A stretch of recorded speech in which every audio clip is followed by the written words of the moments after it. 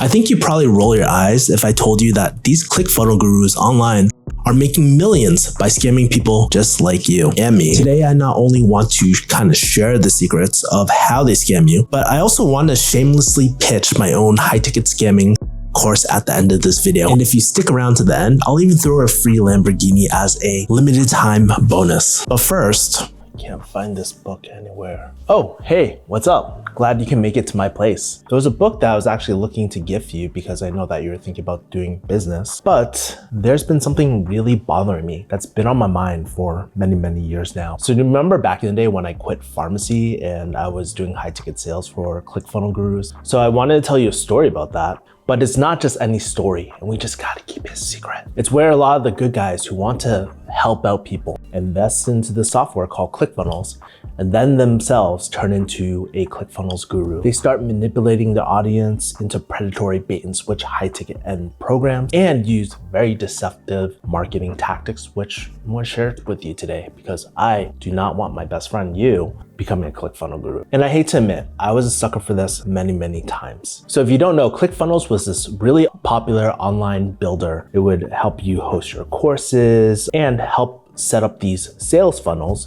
basically these journeys where people would buy and like how you get people to like, know, and trust you. This was really popular back in the 2018s and all that. And if you've ever been targeted for the ads, you're probably like, how the hell do they know what I'm going through? Well, my friends, this is all planned. And you're like, how do you know this? Well, my friends, I've seen the good, the bad, the behind the scenes of how these organizations work. And a lot of times I'm just like you. I see these businesses are making a difference, they're really helping people, but it seemed great at first, but slowly people reveal their true colors of their money-making process of focusing solely on revenue and pretty much bait and switching their clients. And if I could be really honest with you, I've been there. I've been in the heart of everything. So today I'm going to show you all the warning signs and the traps so you don't fall for them. Also, if you want to kind of sell things ethically in your own way without manipulating people, there's a way to do that, which we'll talk about more. But we're going to go into the 5 different ways that they use to clickbait you and get you to buy. Keep in mind, no one is ever holding a gun to your head. You ultimately have the choice whether you want to buy or not, but you can't say that they don't psychologically manipulate you. And just to give you a preview, we're going to be talking a lot about urgency, predatory financing, the art of gaslighting, and way more too. Because knowing these tricks, by the way, is more than just eye-opening. It's about protecting ourselves and promoting a world where selling isn't about sleazy tactics or tricking you or the gotcha type of things. It's about genuine trust and advisory. And how I like to think about it is a decision catalyst. And it's just like talking to a really great friend. My goal is to really show you how to empower your clients rather than manipulate them. And hopefully I can find that book in the process that I've been meaning to recommend to you for months now. Sorry about my crazy room, by the way, but we're going to go over the first tactic, psychologically crafted urgency, aka FOMO. Chances are we probably have all gone through this feeling of missing out. You know, we see this when people post up their Coachella tickets or, you know, they're getting married and you're scrolling on your Instagram and you're 30 years old and you're still single. Really a little bit too relatable. But anyways, this actually happens in the marketing world a lot. And it's that nagging feeling of act now or miss out forever. And a lot of times with a lot of marketers, this is their dream weapon. And sadly, a lot of unfortunate consumer trap over here. Before I kind of go into tactics, I want to share a story about how I actually bought my first high ticket program. And I fell victim to a lot of these things because, you know, you kind of don't know the game if you're not in it, right? I just have like bullet points, but one of the first programs, the first high ticket programs. So for many years, I wanted to leave pharmacy and go into digital marketing. Bought a lot of programs from people like Ramit Sethi who had these courses, but never in my life have I ever experienced this like high ticket experience. And the first time I ever found out about it was actually through a friend. His name was Matt. He promoted this program on his YouTube channel. And when my dad passed away, he was like, hey, I think it actually might help you out a lot. I remember clicking onto a page. I was like, dude, who's this weird guy in a suit? And it was actually, believe it or not, Dan Locke, You guys can probably do some research about how I feel about him. I remember going onto the page and there was this infamous like only 7 slots left, right? But every single time you refresh the page, it was always 7 slots. But when I started diving to the ClickFunnel world and like understanding how marketing works, I realized you can control all this with software. And that's why ClickFunnels was so popular, because you could actually set these things, to set these timers, to set these things where it's like, hey, don't go. Before you go, check this out, right? So there's a lot of that.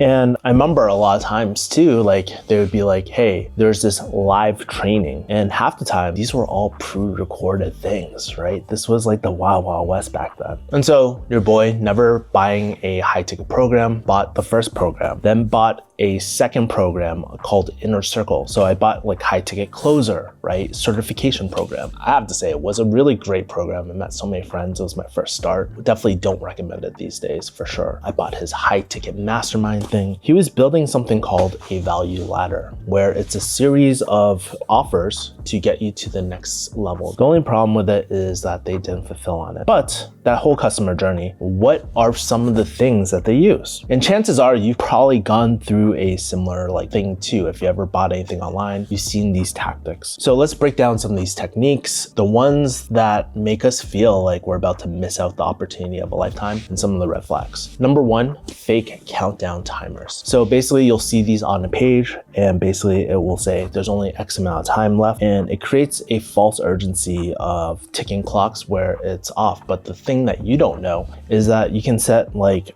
cookies for that single person that comes on, so it's custom to every person that goes on the page. Ethically, I don't think this is a great way. I think capacity-based scarcity, where it's like I can only serve X amount of people, I think that's the best one. But a lot of gurus love the timers. The second thing, live webinars. This was really popular again 5 years ago. These days, not as popular. You'll notice like there's these different programs called like Webinar Jam. There's tons of them, by the way. But basically, you can book in a slot to watch a free training. But usually, not only do they say they're like a once in a lifetime event when they're actually pre-recorded sessions, but rather than a few training, maybe they'll give you 1 or 2 golden nuggets that you can take away from it.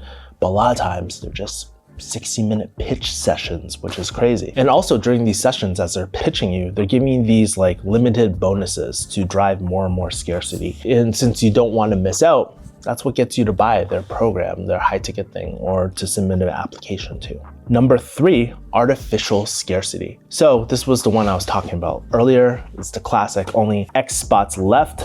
That never changes. In my opinion, there's good ways to use this and there's bad ways to use this. I personally like to make sure that things get updated, you know? Maybe you can't update every single thing. Like if I'm a one-on-one coaching program and I'm high ticket, I can't serve thousands of people. There's no freaking way like in a single month, right? And so there's better ways to do it, but you know, the artificial scarcity of X amount of slots left, this is so classic. Oh my God, you talk about red flags. I think about red flags with like my ex-girlfriends and all the ABG tendencies and stuff. Like I'm sure you've seen the memes about the ABG red flags, how they love drinking Hennessy, they love going to raves, and these are all the red flags that you should know and probably should stay away from. This one is the same for marketing though. It's called the Proof app.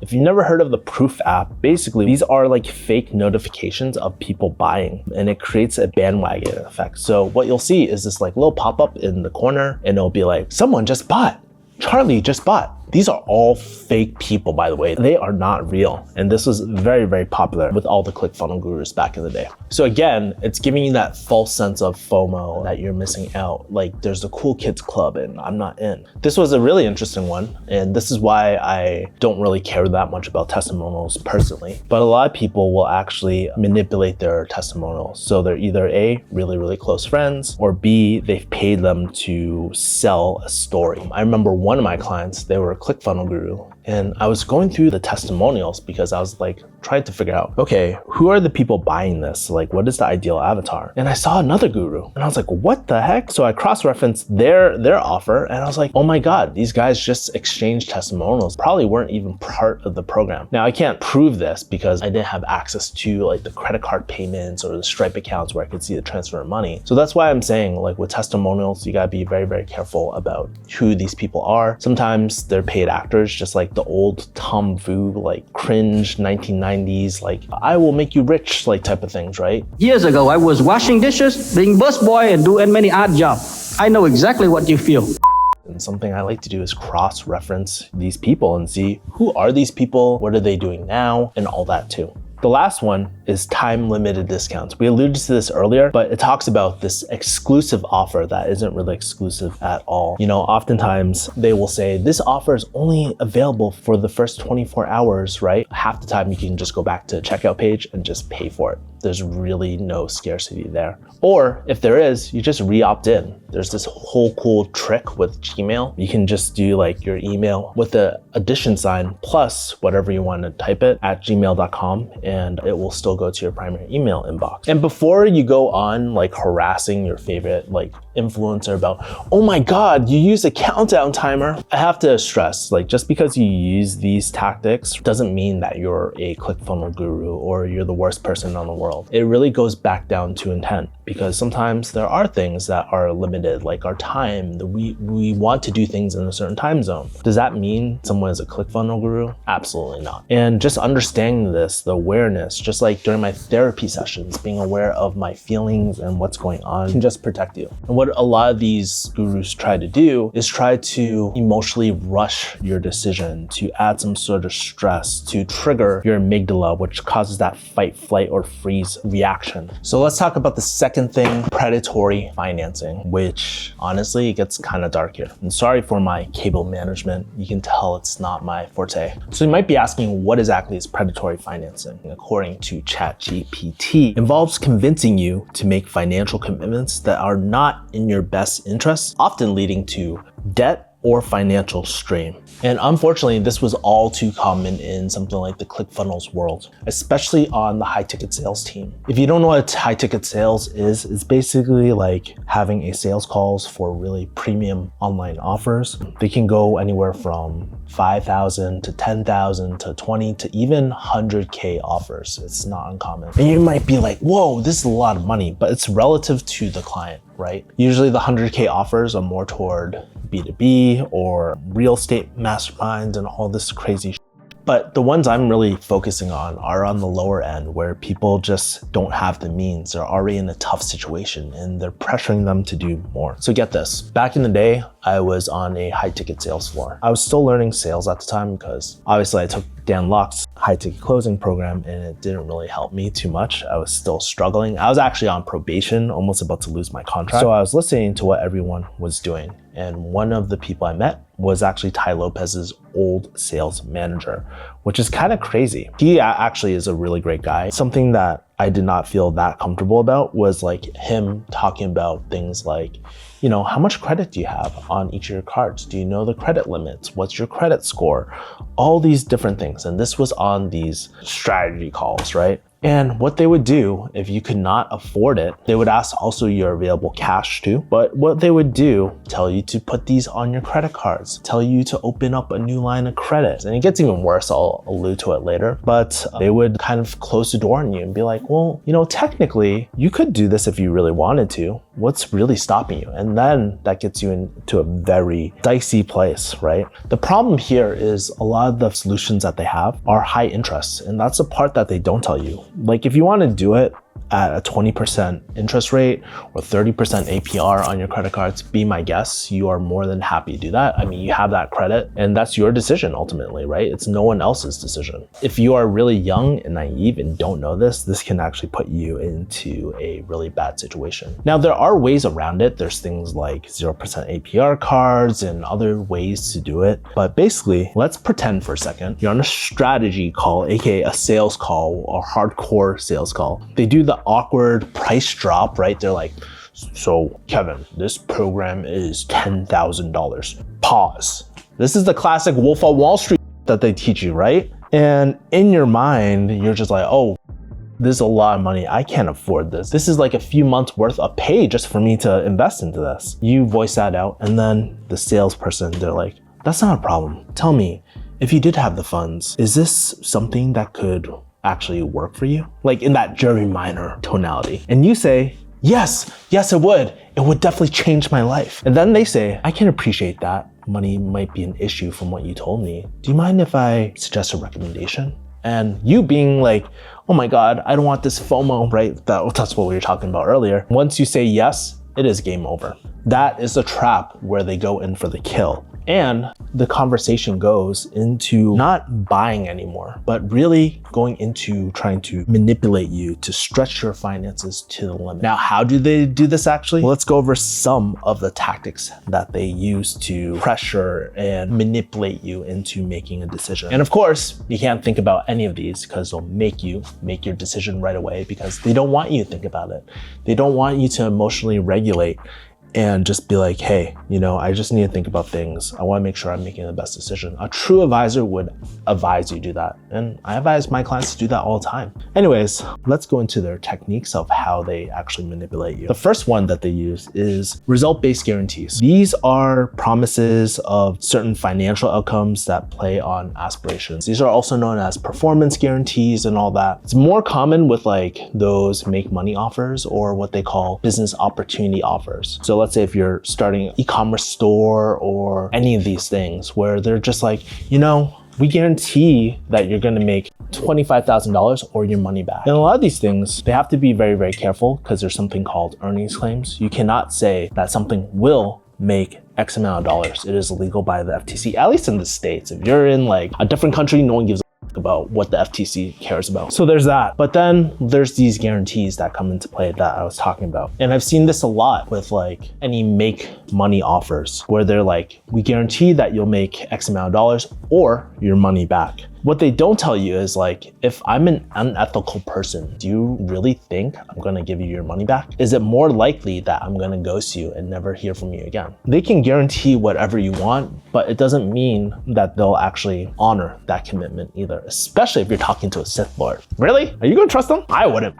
Remember, a lot of these salespeople that you talk to, a lot of them are actually my friends and are actually really good advisors. But a lot of them will sweet talk you and manipulate into a decision. So just be very wary of these guarantees and all that too. And sometimes there's conditional things too. There's certain things that you have to make these guarantees. We'll talk about it later. Now let's talk about the next thing, credit limits and leverage capital. This is a tactic where they encourage you to use high interest credit cards for purchases, often in high risk scenarios. If you're trying to start any sort of business, there's a high propensity that you will fail on your first venture. And it's okay to do that. What's not okay is to get yourself into a ton of high interest debt, because the thing we don't realize is that if we quit or if we cannot financially sustain ourselves, we automatically lose the game of entrepreneurship. It's much like anything. Once you stop playing, you automatically lose. So don't put yourself in that position. Now, if you want to use something called 0% APR cards, usually it's for a set amount of periods, be my guest, but still be very cautious about this. This isn't free money, and we can talk about how to make a better decision later, but that's something also to keep in mind. All right, let's go over the next thing that these closers or high ticket sales people will use. This one is subprime lending companies. Let's say your credit is shot, like you're like low 500s or, like pretty low. That's not a problem. That's okay. But what they'll do oftentimes is recommend you a subprime lending company. These are companies that will offer you high interest loans with very bad terms. Often you're paying almost like double or triple like what you normally pay, but it's on terms. Because you have no options, they're preying on you. They're like, how else are you going to retire your mom if you don't take this out? And it's just digging yourself in a deeper and deeper hole. Even worse, these companies will double dip because they collect a referral fee for referring them over to that subprime lending company too, which is really, really bad. In my opinion, if you're even considering these options, you should just avoid them altogether. It's not worth it. If I could be really, really honest, there's one story that I'll never forget where I was listening on this sales call for someone because I was still new. I'll never forget the time where I saw someone being persuaded to max out all their credit cards, do the subprime loans, apply for more credit cards just for a program. It was not for a done-for-you service or anything like that, just to get the knowledge, because the salesperson, who also probably needed money, they pressured the person, they manipulated this reality where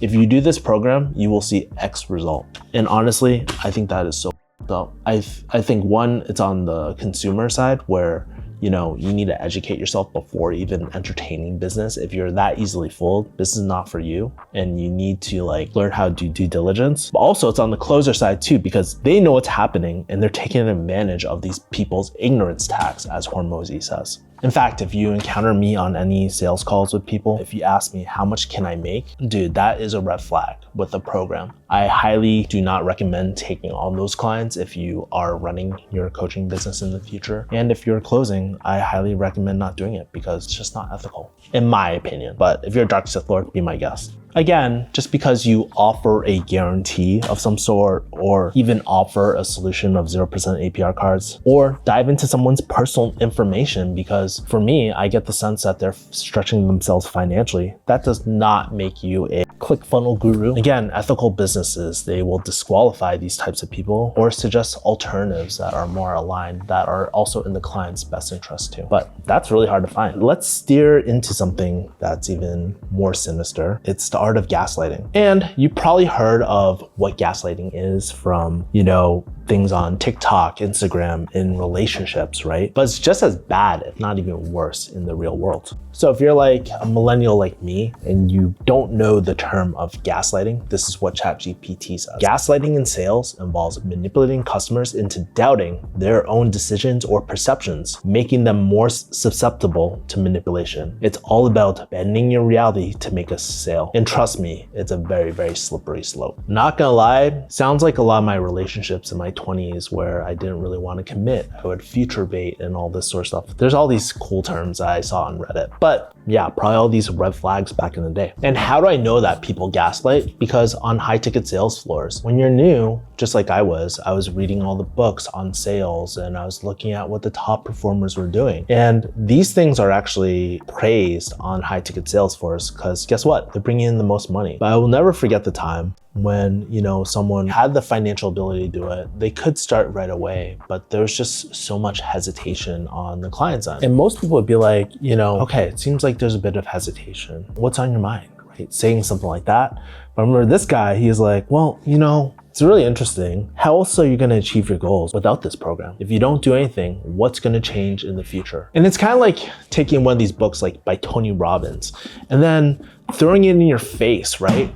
And just being like, you need to make a change or nothing else is going to happen in your life. But something that we don't realize too is like, how do we know we're not running into a worse situation after all? Who is an external person to decide your fate when really it should be the clients, because they're the ones that deal with the consequences. Like, you don't see the salesperson deal with the consequences of financial debt or anything like that, or put in the hard work. So easy to tell people what to do, but then really at the end of the day, we should be empowering decisions versus manipulating them like that. And so the core essence of a lot of this gaslighting is let's say if you're on a call personally, you're on a sales call for a program or a solution or an agency or a freelancer, and maybe the person that you're speaking to maybe says something that makes you second guess your own thoughts. This isn't always bad, but if they have the wrong intent, it's like a mental game of chess and they're always 2 moves ahead of you to manipulate you and just to get what's in their best interest. The only difference between me, someone like myself, or a true advisor and high ticket scammer, right? Let's call him a high ticket scammer, is the intent. If a trusted advisor will often try to recommend something that's in the client's best interest, or really understand to seek genuine clarity and understanding. Whereas a high ticket scammer, they're just going to try to get you in these logic traps and just make you feel really bad and distort your reality. You might be asking how do you do that? And so these are the classic gaslighting techniques you might encounter. It's kind of like a magician where once you learn the secrets of what they're doing, it loses its power. So let's get into this. We'll start with number 1, pricing psychology. This is not the worst thing in the world, by the way, but a lot of times in the ClickFunnel world, especially in these 2 books that are so classic in the digital marketing world, they teach you how to build funnels, and then they promote ClickFunnels at the end. Still a good read. I'd recommend most people read them, but they recommend most of the pricing to end in 7 or 9 because it seems like it's a lower price. If for some reason we have higher conversions when we see those numbers. It's $10,000 versus $9,997. So that's a minor one. You see one less digit Another one is getting to yes. So a lot of times you'll see this in scenes like The Boiler Room or Wolf of Wall Street. If you watch my free 3-hour high ticket closing course, I talk about like how they use these micro yeses to get you to make a bigger commitment. For example, do you want to change your life? Yes. Do you want to help retire your mom? Yes. Do you want to give me your credit card? Yes, that was a bad example, but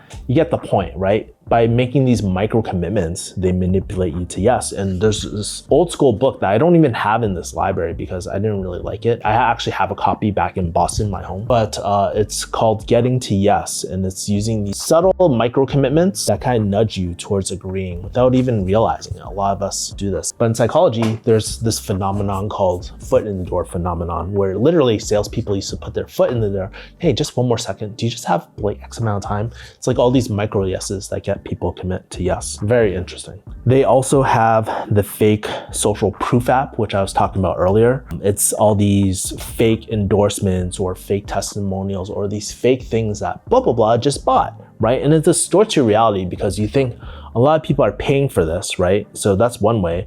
But the other thing I didn't talk about is like people will use fake social proof with their friends, or they'll pay for articles in Forbes, Fast Company. And that's why you cannot trust any of these review sites usually, because either A, they'll pay for a takedown of a negative review, or B, these are all paid for, right? These are companies that or publications that it's not a huge flex in this world to just be like, hey, I was in Forbes magazine or whatever.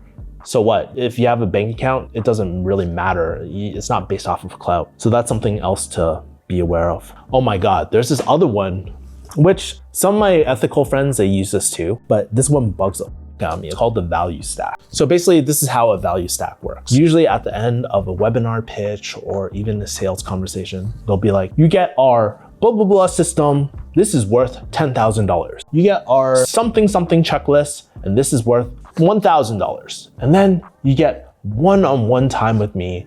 This is worth $20,000. You get all this for the low price of $500. I'm like, what did you pull up these numbers, dog? Like, they're arbitrary numbers. And so what they're trying to do is they're inflating the perceived value of an offer to just make sure that you're getting a steal. I never use these on my sales calls because it doesn't matter what they think it's worth. Like, there's better ways, there's more organic ways to price anchor someone. Explicitly say, my time is worth blah, blah, blah. They don't care unless they're in a very financial, like desperate state. Some people fall for it. And like, personally, I don't like the value stack. And then of course, there's the Kevin Wynn tactic, and probably Vivian or Tiffany Wynn ABG tactic of manipulative questioning.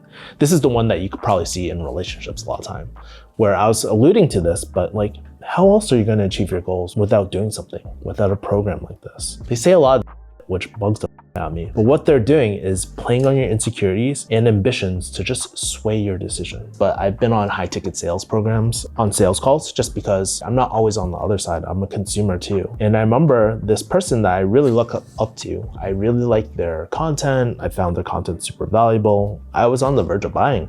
But I don't know, the pricing like threw me off, you know? And honestly, at the time, my business wasn't doing as well. And I was like having second thoughts about it. I remember the sales rep that they had basically was trying to convince me that if I did not buy their program, I was basically sabotaging my future. They had a way of twisting my words, and I wish I had that sales call so I could show you guys, but they were twisting my words that like almost had me convinced that I was a horrible person for not investing into something. And if you feel these feelings of animosity or just like cringe after a call, your gut is probably trying to communicate to something to you, and you should really take some time to just settle and just like think, or even speak to another person. You know, there's nothing wrong if you want to speak to another person.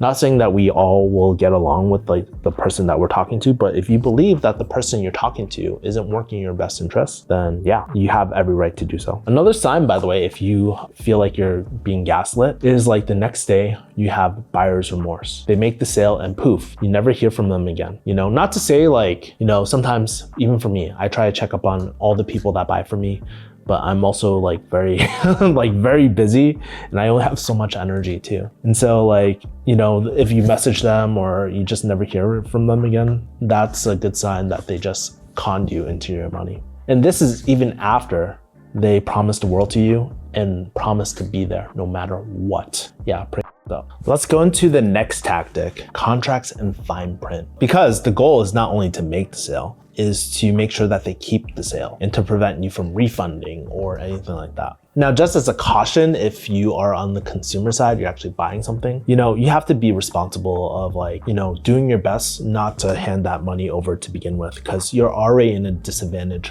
area. We'll talk about the ways to mitigate this. So picture this. You just said yes to what it seems like a dream program. Your heart is racing and you feel excited. And then when you actually start the program, it's nothing like you imagined. The 24/7 support is never there. What that salesperson promised you was over exaggerated. And what you find is like a lot of times with these high ticket programs, the coaching ends up being videos and just some random Q&A calls that are just once in a blue moon.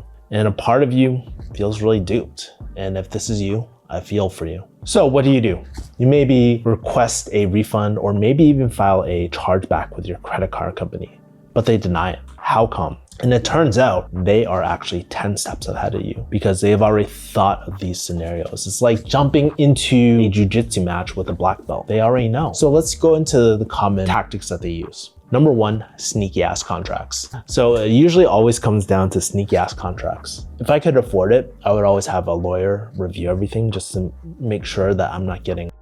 It might save you a lot more money in the long run. But half the time, if you're in a B2C solution, you just don't have the time or money for a lawyer. And that's kind of unfortunate, but that's how our society is. Maybe you can find one on Fiverr, I don't know. And so all these kind of fall into the category of sneaky contract. The first thing I think about is misleading guarantees. So typically there might be a conditional refund. If you don't know what a conditional refund is, it's basically before we issue a refund, you have to show proof of work. You have to show that you use X amount of resources and gave this a try before we actually refund you. The ethical companies, they'll not want to hold on to money. They'll just hand it off and just end it resentment free, or at least have a conversation with you just to see what they can do. Maybe the company actually has hard costs and they can't refund the full thing, but at least you can come to some arbitration or some mutual agreement where it's like, hey, I understand part of it was my responsibility, but I also understand what was promised wasn't delivered. So you can end off amicably as well. And maybe get some free bonuses out of it, who knows? The most common one I see is like in the ClickFunnels world is the 14-day guarantee. Like you have 14 days to refund. But what they also don't tell you is what is considered the start date / end date. Is it the start date since payment? Is the start date since like your onboarding call? If you have an onboarding call, like what is it? And it's just never as straightforward as it seems. So always read the terms and conditions for that sort of stuff too. And make sure to screen capture everything that you have on the sales page, because then you have leverage against them too. And I've also seen these scenarios where, and let's say you get really upset, you file a credit card chargeback. There's a lot of evidence that you have to submit sometimes, and sometimes it doesn't go your way. So a lot of people will throw their hands up and be like, oh shoot, I'm screwed. But what a lot of people don't tell you is that if you leave a negative review in a public place like YouTube and it starts going viral, usually the company will reach back out to you because it will be hurting their sales. So that is a really great way to get your money back. But also another thing too is like a lot of times what they'll make you do is sign an NDA about like how the resolution was done. It's just so messy. And so that's why I really suggest that you just don't even get involved with these companies too. The tough part is like you paid $10,000 or you paid $8,000. And this sort of stuff even happens to the best of us. So I have a good buddy I consider a really close friend, really smart. He actually got blindsided by a 14-day guarantee for a high ticket program. It was more of a B2B, it was like essentially a $36,000 program, right? He had a 14-day guarantee. And the crazy thing is they submitted their return request on the last day, but it was too late. What happened was that the start and end date were completely different. That's when it really hit me. These contracts aren't just paperwork, they're a minefield, especially if you're working with someone in a different country. You just have to be very, very careful. And it turned out the starting date was the date of purchase, not onboarding. So if you can get recordings, if you can record your calls about what was said, what was promised, that will skew more of that evidence for you, right? And the truth is, it even happens to the smartest people. It's part of the game, and we just have to learn the skill of doing due diligence and really focusing on the problems that we have that we need to fix with these programs and all that. So pretty much TLDR, always read the fine print before signing anything. If something is unclear, don't hesitate to ask, because it's better to, have your money and ask these questions than give your money and never get this resolved. And I would say the major things that you always want to be clear about on every single call is the start/end date, the deliverables, that what they're actually going to deliver to you, the actual deliverables, and also any sort of guarantees, just for clarity's sake. Also payments, the exact days for the payments too, every 30 days, every 28 days. But honestly, if you have a lawyer friend, it's probably best to talk to them and stuff. Maybe you can use ChatGPT like me and just review the terms and conditions as well. So yeah. And by the way, every company should have their terms and conditions on their website too. At least every ethical company should have that. Let's talk about the fifth tactic.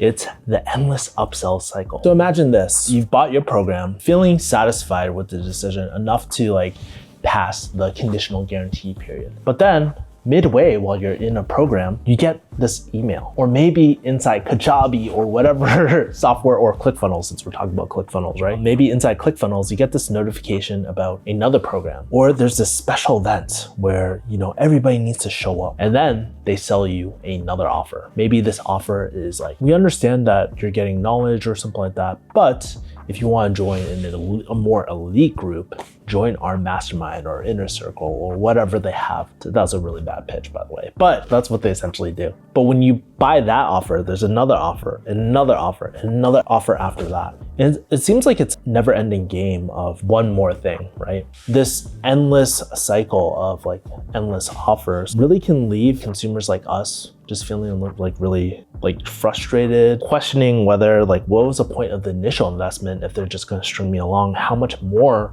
will I have to invest in? And honestly, if you end up buying all the products, is financially depleted. So I actually personally went through this. If you remember my vlogs, I went to Dan Locke's Closers in Black. And I was already part of the inner circle, which was $200 per month. But then I remember the famous Dan Locke pitch. I can't remember exactly what was it, but I remember standing up and I was like, oh my God, this really resonates with me. So I remember going to this event called Closers in Black. It's basically where we all wear suits and all that sort of stuff. It's a black and white event. And it was a chance for us to just go to a bunch of business webinars and just chop it up with a lot of different people. It started with the original high ticket closer program. And I remember at the event, basically what happened was he was telling the story, it really resonated with me. And then he pretty much announced his high ticket millionaire program. This was the inner circle of the inner circle. And it was a 25K program. Even for me, I was like, oh, this is quite a bit. It was a 25K program,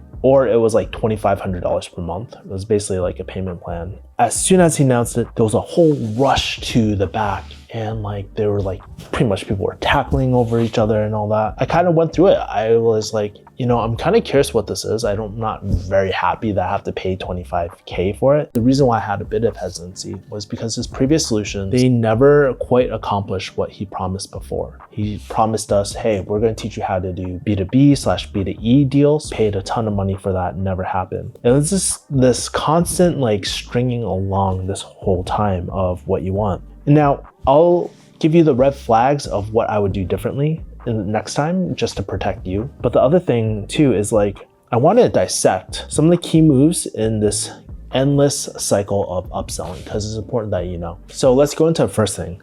There's continuous upsells. So usually this is planned in the customer journey phase. There's an ideal journey that they want you to go through. And as soon as you finish an offer, there's already another offer lined up. Now, this doesn't mean that you're a ClickFunnel guru or anything like that, but typically kind of like what Hormozy says, as soon as you solve one problem, there's an endless amount of other problems that happen. Just like back in college, when I thought I would graduate pharmacy school, I'd be like, oh, my life will be perfect once I get here. But I realized there was a whole other sort of problems. I wasn't happy with my life. I was working for a corporate company, which often felt like corporate gaslighting and all these other things that you probably know about. And this is where we get into kind of the hedonic treadmill of chasing more and more goals, thinking that one day all this will end, but it really doesn't. The second thing that they use is this concept of sunk cost fallacy. So if you don't know what sunk cost fallacy, it usually plays on the psychological type of thing, whereas like, I already invested in this, I'm already in, I might as well invest even more. And they're playing on the investment that you already made and convincing you to not waste the money that you already spent.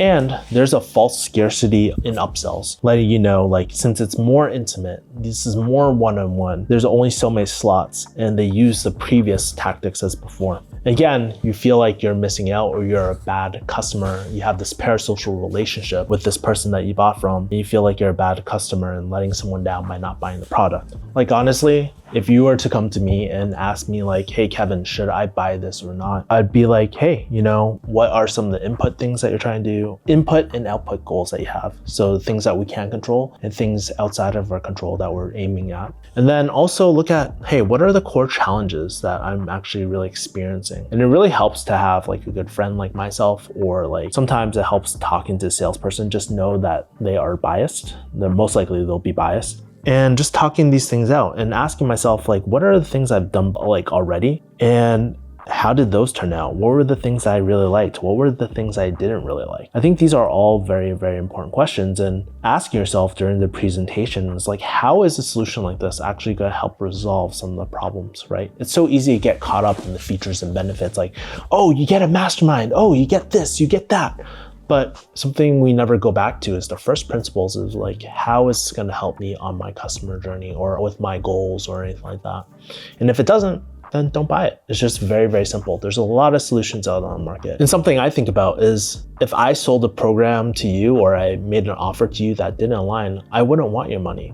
I would just want it to be resentment free as possible. But these ClickFunnel gurus, I will tell you, they don't give a about you. They don't know your name. They don't really care about you. They only care if you're a winning testimonial for them, for the malicious type. And just like that, my friend, we've come full circle. Those are all the tricks that the ClickFunnel gurus have kind of used to manipulate you. I hope whether you're creating your own offer that you don't fall for these same tricks or use these same tricks ever again. Not gonna lie, it kind of feels like Harry Potter and Defense of the Dark Arts and stuff like that. Or in Jiu-Jitsu, learning like wrist locks at the same time, even though all wrist lockers belong in hell. Anyways, something to keep in mind, like I said earlier, is like, just because you use one of these tactics doesn't make you a ClickFunnel guru. Actually, you could use majority of these like techniques that we talked about and still be a very, very ethical person. It boils down to ethics and intent of their self-orientation to their clients. Some of the people that I really follow, like Chris Do, Vanessa Lau, Ali Abdal, like a lot of these people that have high ticket offers, they do it very, very ethically. They do like such a great job and they actually give up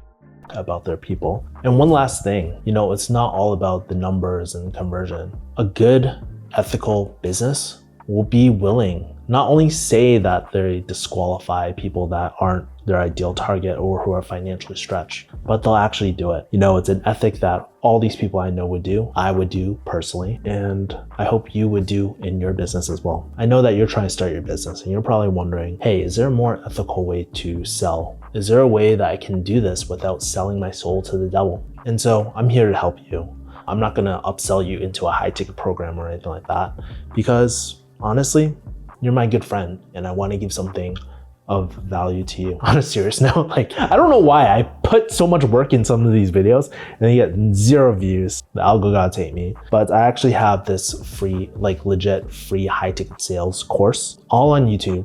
Yes, if you want the slides, you can opt in and all that. But I have all these things to help you sell, how to create your offer without the Wolf of Wall Street vibes, and just empower the people who are buying from you, not manipulate them. It is really my goal just to build the best education out there on the internet that isn't so dry. Sometimes it'll be dry, it is business sometimes, but I'll do my best to make it entertaining as possible. So check out that video, which reminds me of one more thing. I finally found the book. I'll leave it on the table, and that will be the secret to doing well in your business. See you later.